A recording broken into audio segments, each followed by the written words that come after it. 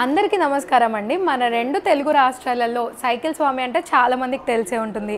ఈరోజు సైకిల్ స్వామి ఆశ్రమం షిరిడీలో నేనున్నాను. స్వామి గారు కూడా మనతో ఉన్నారు. స్వామి గారి గురించి, తన సేవల గురించి ఇంకాస్త తెలుసుకోవడానికే ఈ వీడియో చేయబోతున్నాను. నమస్కారం స్వామి. సాయిరామ్. ఎలా ఉన్నారు స్వామి? బాబావారి దయ వల్ల బాగున్నాను. స్వామి, అసలు మీ నామం ఏంటి? మీరు ఎక్కడ జన్మించారు? వాళ్ళకి కూడా తెలుసుకోవాలని ఉంది మీ గురించి. నా పేరు వెంకటేశ్వరరావు. నేను జన్మించింది గుంటూరు అమ్మమ్మ గారి ఇంటి దగ్గర జన్మించాను. స్వగ్రామం వచ్చి కొండపల్లి. స్వామి, అసలు మీకు సైకిల్ స్వామి అని పేరు ఎలా వచ్చింది? దీనికి గల కారణం ఏమిటి? సైకిల్ స్వామి అనే పేరు నాకు బాబావారు ఒక సందేశం ఇచ్చినారు. సైకిల్ మీద 12 జ్యోతిర్లింగములు సైకిల్ యాత్ర చేయమని చెప్పి డేట్ కూడా చెప్పారు. అక్టోబర్ 10వ తారీఖు బయలుదేరమని చెప్పి సందేశం ఇచ్చారు. ఆ విధంగా నేను సైకిల్ యాత్ర చేసుకుంటూ షిరిడీ రావటం జరిగినది. అక్కడ షిరిడీలో నన్ను అందరూ కూడా, ప్రతి ఒక్కరు కూడా ఏ ఊరు, ఏంటి, ఎక్కడి నుంచి వచ్చో స్వామి అని అడుగుతూ ఉంటే నేను ఇలా సైకిల్ యాత్ర చేయమని బాబావారు ఆజ్ఞాపించినారు. దానివల్ల నేను సైకిల్ మీద రావటం జరిగింది అని చెప్పడం జరిగింది. సాయి బంధువులందరూ కూడా అదే టైంలో సైకిల్ స్వామి అని పిలిచారు. అక్కడ 4 రోజులు ఉండేటప్పటికి అందరూ కూడా సైకిల్ స్వామి అనే పేరుతో పిలవటం మొదలుపెట్టారు. అది కూడా బాబావారు పిలిపించారనే ఉద్దేశం. స్వామి, మీకు ఆశ్రమాలు కట్టించాలని ఎలా అనిపించింది? ఎందుకు అనిపించింది? ఎక్కడి నుంచి మొదలు పెట్టారు? ప్రతిరోజు కూడా ద్వారకామాయిలో పారాయణ చేసేవాళ్ళం, ప్రదర్శనలు చేసుకునేవాళ్ళం. గురుస్థానానికి సేవలు చేసే టైంలో బాబావారు ద్వారకామాయిలో కులమత రహితంగా అన్నదాన సత్రాన్ని ఏర్పాటు చేయమని చెప్పి బాబావారి సందేశం. ఇది నా ఆలోచన కాదు. అయితే మా ఇచ్చేత ఇలాంటి ఆలోచన ఏమన్నా నాకు వచ్చిందా అనేది ఆలోచనతో ఈ శరీరం చేత 24 గంటల లోపు భరద్వాజ మాస్టర్ రాసిన సాయిలీలామృత గ్రంథాన్ని చదివించండి అని నేను బాబావారిని కోరుకున్నాను.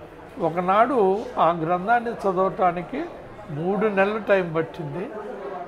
అప్పుడు ఒక రోజులో కనుక మీరు చదివిస్తే మీ యొక్క ఆజ్ఞగా తీసుకుంటాను బాబా అని చెప్పి పారాయణకు కూర్చుంటే 15 గంటల్లో పారాయణ అయింది నా జీవితానికి. అదే దాంతో అప్పుడు స్టార్ట్ చేయటం, 12 జ్యోతిర్లింగాలు పూర్తయిన తర్వాత ప్రారంభించడం జరిగింది. స్వామి, మొత్తం మీకు ఎన్ని ఆశ్రమాలు ఉన్నాయి? ఇంకా రానున్న రోజుల్లో నిర్మించాలనుకుంటున్నారా? మొదట షిరిడీలో ఆశ్రమం ఏర్పాటు చేయటం జరిగింది. 2010లో ఇనాగ్రేషన్ ఇచ్చి అదే సంవత్సరం ఆగస్టులో వారణాసిలో ప్రారంభించడం జరిగింది. వారణాసి వెళ్ళే రోజు బాబావారిని దండం పెట్టుకుని బయలుదేరాను. ఆగస్టుకి వానల బల్ల వారణాసిలో నేను ట్రైన్ దిగే టయానికి వాన పడాలి స్వామి అని చెప్పి దండం పెట్టుకుని బయలుదేరా. కరెక్ట్గా అదే టయానికి నేను దిగే టయానికి వరుణ దేవుడు బాబావారి దయ వల్ల అనుగ్రహించి వాన పడటం జరిగింది. బిల్డింగ్ ఒకటి అద్దెకి తీసుకొని అన్నదానం మొదలు పెడతాం జరిగింది. షిరిడీలో ఒకటి, వారణాసిలో ఒకటి, ఇంకా ఉన్నాయా స్వామి? ఇప్పుడు శ్రీశైలంలో దేవస్థానం వారు మనకి ఒక 6 ఎకరం ల్యాండ్ ఇచ్చారు. అందులో నిర్మాణం మొదలు పెట్టాము. భీముల వరకు వచ్చింది. ఇంకా రానున్న రోజుల్లో నిర్మించాలనుకుంటున్నారా? బాబావారి అనుగ్రహంతో వారు ఆదేశిస్తే చేయటానికి ఎప్పుడు నేను రెడీ. స్వామి, మీ ఆశ్రమాలలో ఏం పండుగలు చేస్తారు? ఇంకా పండుగ ఎలా జరుపుకుంటారు? భక్తులు ఎవరైనా రావచ్చా పండుగల సమయంలో? ఇప్పుడు పండుగల టైంలో ఎవరైనా రావచ్చు. శ్రీరామనవమి టైంలో నవమి కార్యక్రమం చేసుకుంటాం. వినాయక చవితి టైంలో విఘ్నేశ్వరుని పెట్టి కార్యక్రమం జరుపుతాం. గురు పౌర్ణమి రోజున గురువు గారికి బట్టలు పెట్టి ఆ సాంప్రదాయ పద్ధతుల్లో ఇక్కడ దసరా నవరాత్రులు జరుపుకుంటాం. అప్పుడు హోమము, బాబావారి పల్లకి సేవ, ఊరికి రథం అనేది పెట్టి ఊరేగింపు చేస్తాము. ఏ టైం అయినా సరే ఎంతోమంది మనకి ఇక్కడికి వచ్చి పారాయణ చేసుకుంటాం అంటారు. కొంతమంది వచ్చి నామం చేసుకుంటాం స్వామి అంటారు. సంవత్సరం పొడుగుతా నిరంతరం పారాయణ, నామ సప్తాహం సంవత్సరం కాలం అలాంటిది 4 సార్లు జరిగింది. తర్వాత 6 నెలలు చొప్పున 4 సార్లు జరిగింది. 108 రోజులు కార్యక్రమాలు కనీసం 10-15 సార్లు జరిగినాయి. ఈ పండుగలన్నీ షిరిడి ఆశ్రమంలోనేనా లేకపోతే వారణాసిలో ఉంది కదా షిరిడి ఆశ్రమం సంగతి చెప్తున్నాం. ఓకే, షిరిడి ఆశ్రమంలో ఇవన్నీ జరుగుతాయి. ఇవన్నీ కూడా మేము ఈ కార్యక్రమం చేస్తున్నాము, విరాళాలు ఇవ్వండి అనే మాట మేము ఎవరిని అడగం, జోలి పెట్టి అడుగుతున్నాం. బాబావారి సేవకి ఎవరికి తోచి ఎవరైనా వారికి ఇస్తే ఆ కార్యక్రమానికి జరుపుతున్నాం. చూస్తున్నారు కదండి, ఎవ్రీ ఇయర్ షిరిడీలో ప్రతి పండుగని ఇక్కడ సైకిల్ స్వామి ఆశ్రమంలో చేసుకుంటారు. భక్తులు ఎవరైనా కావాలనుకుంటే ఎవరైనా ఇక్కడికి రావచ్చు. స్వామి, మీ ద్వారా ఈ సమాజానికి ఏమైనా చెప్పాలనుకుంటున్నారా, ఏమైనా సందేశం ఇవ్వాలనుకుంటున్నారా? ఆకలితో ఉన్నవారికి అన్నం పెట్టాలి. ఫస్ట్ కులమత రహితం, కులాల వారి కానీ మతాల వారి కానీ పేదవాడి అని కానీ గొప్పవాడని కానీ లేకుండా ఆకలితో ఉన్నవారికి భోజనం పెట్టమని బాబావారి సందేశం ఇవ్వటం వల్ల బాబావారి ఆదేశం రావాలి, వారి అనుగ్రహం దొరుకుతూనే కదా మనం చేసి. ఇది చెయ్యాలంటే 10 మంది దీంట్లో సపోర్ట్ చేయాలి. బాబావారి అనుగ్రహంతో మనకి ఒక మెతుకు తినాలన్నా కూడా బాబావారి పర్మిషన్ లేకపోతే ఆ మెతుకు మనం తినలేము. ఇది బాబావారు స్వయంగా చెప్పిస్తున్నారు, నేను చేసింది కాదు, ఇది బాబావారు నడిపిస్తున్నారు. ఆయన ఆజ్ఞానుసారం నా పేరు చెప్పి 10 మందికి పెట్టమన్నారు.